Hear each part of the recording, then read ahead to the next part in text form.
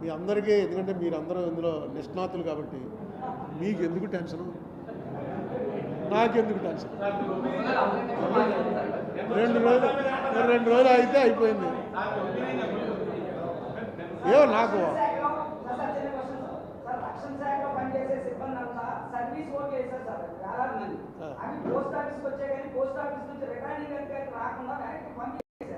ఎందుకు పంపించారని నేను తెలుగుదేశం గొడవ పెట్టాను. అంటే ఇందులో కూడా జగన్ హస్తం ఉందా, అంటే ఈ పాజిటివ్ బ్యాడ్ లాగా అది కూడా ఉందా అని అంటున్నారు. దాని మీద ఏదైనా చెప్తారు సార్? నాకు ఇప్పుడు దాకా ఈ సంగతి తెలియదు. ఏమో నేను పేపర్లో చదివింది అయితే చంద్రబాబు నాయుడు గారికి అనుకూలంగానే వచ్చింది హైకోర్టు తీర్పు అని చదివాను.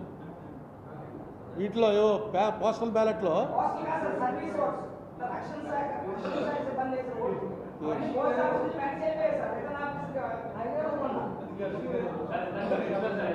అంటే రక్షణ శాఖ కూడా చంద్రబాబు నాయుడు గారికి వేసారనే.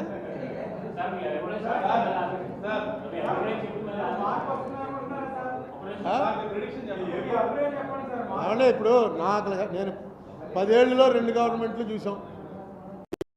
వచ్చినా ఇలాగే అయితే మంచిదని ఒక ప్రెస్ మీట్ పెట్టాం గవర్నమెంట్ రాకుండానే. మనకు రావాల్సిన డబ్బులు తెచ్చుకోలేని గవర్నమెంట్లు ఇంకెందుకండి, ఏదో ఇది చేస్తాను అది చేస్తాను ఇంత పెంచుతాను అంత పెంచుతానంటూ రావాల్సిన డబ్బులు తెచ్చుకోవాలి కదా.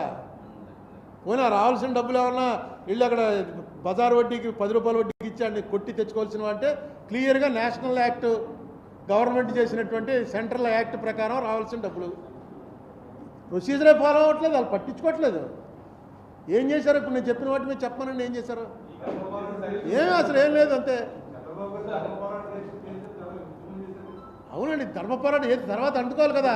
పవర్లో ఒకటే చెప్తున్నాను నేను, డెమోక్రసీ అంటే రూలింగ్